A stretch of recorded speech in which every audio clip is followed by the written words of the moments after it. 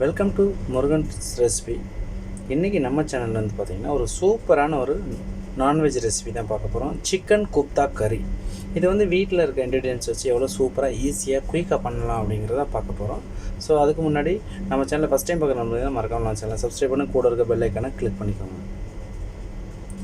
நான் வந்து பார்த்திங்கன்னா 2 வெங்காயம் ஆனியன், அதாவது 2 வெங்காயத்தை வந்து நல்லா லென்த் வாக்கில் கட் பண்ணி அதை வந்து நீட்டாக ப்ரௌன் ஆனியன் ஃப்ரை பண்ணி எடுத்து வச்சுருக்கேன். ஸோ இதை அந்த மாதிரி நீங்கள் நல்லா ஆயிலில் ஃப்ரை பண்ணிவிட்டு அதுக்கப்புறம் வந்து பார்த்திங்கன்னா ஒரு மிக்ஸி ஜாரில் போட்டு 1 கப்பு தயிர் அது கூட சேர்த்து கொஞ்சமாக தண்ணி ஆட் பண்ணி இதை வந்து நம்ம ஒரு பேஸ்ட் பார்த்துக்கு அரைச்சிக்குவோம். ஸோ அதுக்கப்புறம் என்ன பண்ணலான்னு பார்த்தீங்கன்னா சாப்பிடு சிக்கன், அதாவது என்னென்னா நம்ம சாப் பண்ணி வச்சுருக்கோம்ல சிக்கன் போன்லெஸ், அதை போட்டுட்டு ஒரு 2 பல்லு பூண்டு, ஒரு சின்ன இஞ்சி, ஒரு 4 பச்சை மிளகாய், ஒரு வெங்காயம், கொஞ்சம் மல்லித்தலை, கொஞ்சம் கருவேப்பிலை, ஸோ இதெல்லாம் போட்டுட்டு ஒரு டேபிள் ஸ்பூன் வந்து ரீஃபண்ட் ஆயில் ஊற்றிட்டு இதை வந்து நல்லா பேஸ்ட் பண்ணி எடுத்து வச்சுக்கலாம். ஸோ பேஸ்ட் பண்ணி எடுத்து வச்சதுக்கப்புறம் நம்ம இதில் என்ன ஆட் பண்ண போகிறோம் அப்படின்னு கேட்டிங்கன்னா ஒரு 2 டேபிள் ஸ்பூன் வந்து பிரெட் கிரம்ஸ், அதாவது ரொட்டித்தூள், ஒரு பாதி முட்டை, நல்லா முட்டையை வந்து அடிச்சுட்டு போடணும். ஸோ இதுக்கு தேவையான அளவு உப்பு, ஒரு 3 பச்சை மிளகாய் எடுத்து நான் வரமிளகாய் வந்து சில்லி ஃப்ளெக்ஸ், ஸோ அதை நான் ரெடி பண்ணி இதில் ஆட் பண்ணியிருக்கேன். ஸோ இதை வந்து நல்லா வந்துட்டு ஃபுல்லாக மிக்ஸ் பண்ணிக்கலாம். நம்ம போட்டிருக்க இன்க்ரீடியன்ஸ் எல்லாமே நல்லா மிக்ஸ் ஆகிற மாதிரி. ஸோ மிக்ஸ் ஆனதுக்கப்புறம் என்ன பண்ண போகிறோம்னு பார்த்திங்கன்னா இந்த மாதிரி உங்களுக்கு என்ன சைஸ் தேவையோ அதுக்கு தகுந்த மாதிரி இந்த மாதிரி சின்ன சின்ன பால்ஸாக பிடிக்க போகிறோம். ஸோ இதே மாதிரி எல்லாத்தையுமே பிடிச்சி எடுத்து வச்சாச்சு. ஸோ இதுக்கப்புறம் வந்து நம்ம ஆயிலில் எப்படி ஃப்ரை பண்ணலாங்கிறத பார்ப்போம். ஸோ இந்த சிக்கனை பொறுத்தவரை என்னென்னு கேட்டிங்கன்னா நல்ல டேஸ்டியான ஃபுட்டு. இது நார்த் இந்தியன் டிஷ்ஷு. ஆனால் வந்து பார்த்திங்கன்னா இன்னொன்று இதை நம்ம வீட்டில் எப்படி ப்ரிப்பேர் பண்ணலாங்கிறத நம்ம அழகாக பார்த்துட்ருக்கோம். ஸோ இந்த வீடியோ ஃபுல்லாக பாருங்கள். வீடியோ பிடிச்சிருந்துச்சின்னா மறக்காமல் சிக்கன் குப்தா கறி சூப்பர்னு கீழே கமெண்ட் பண்ணுங்கள். ஸோ பாருங்கள், போட்டாச்சு. ஆல்ரெடி ஆயில் சூடாக இருந்துச்சு. நம்ம ஆல்ரெடி சிக்கன் எல்லாமே அந்த பால்ஸ் எல்லாம் உள்ளே போட்டு குக் பண்ணி வச்சு அதை திருப்பி விட்டுட்ருக்கோம். ஸோ இதே மாதிரி வந்துட்டு பார்த்திங்கன்னா நீங்கள் ஆயில் நிறையா வைக்கணும்னு அவசியம் கிடையாது. ஓரளவுக்கு ஆயில் இருந்தால் போதும். நம்ம அதிலே வந்துட்டு இதை சூப்பராக ஃப்ரை பண்ணி எடுத்துக்கலாம். இன்னொன்று என்னென்னு கேட்டிங்கன்னா இது குக் ஆகிறதுக்கு வந்து பார்த்திங்கன்னா மேக்ஸிமம் வந்து ஒரு 4 நிமிஷம் 5 நிமிஷம் தான் ஆயிலுக்குள்ளே குக் ஆகும். ஸோ அதுக்குள்ளே அது ரெடி ஆயிரும். ஸோ இப்போ நீங்கள் பார்த்தீங்கன்னாலே தெரியும், அழகாக அந்த ப்ரௌன் கலரில் அந்த சிக்கன் ஃபுல்லுமே வெந்துருச்சு. இது அப்படியே வந்துட்டு நம்ம ஒரு ஸ்ட்ரெயினருக்கு மாற்றிக்கலாம்.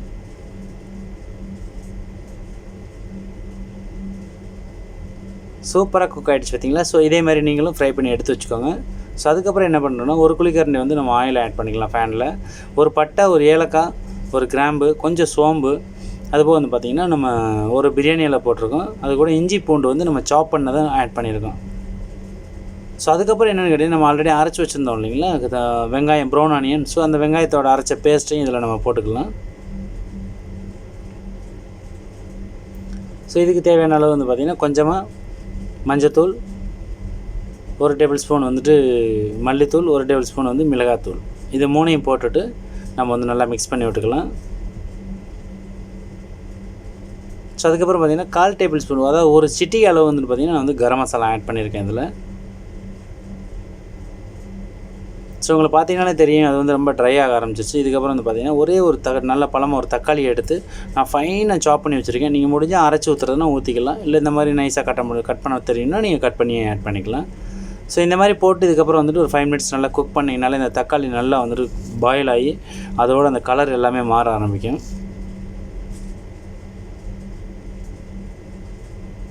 ஸோ இப்போ இந்த டைட் கிரேவியில் வந்துட்டு பார்த்திங்கன்னா நம்ம வந்து ஆல்ரெடி ப்ரிப்பேர் பண்ணி வச்சுக்க இந்த சிக்கன் பால்ஸை வந்து நம்ம இதில் ஆட் பண்ணிடலாம்.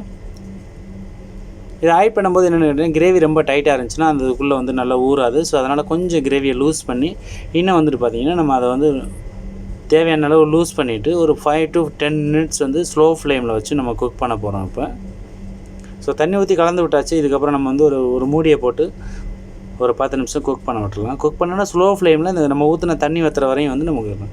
இப்போ பார்த்தீங்கன்னாலே தெரியும் நம்ம வச்சு 10 நிமிஷம் ஆகிடுச்சு. ஸோ இது அழகாக வெந்துருச்சு. ஆயில் ரோகன்லாம் மேலே வந்திருக்கு பார்த்திங்களா. ஸோ சூப்பராக வந்திருக்கு இந்த gravy.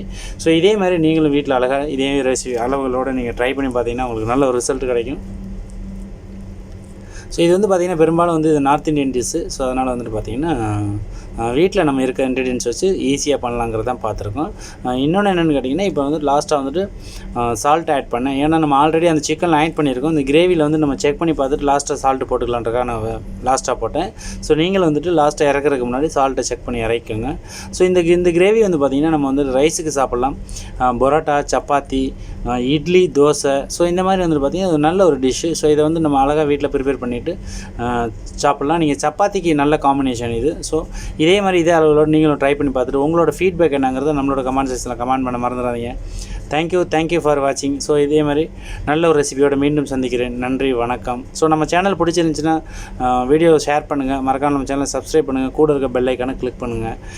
Thank you for support. Thank you all.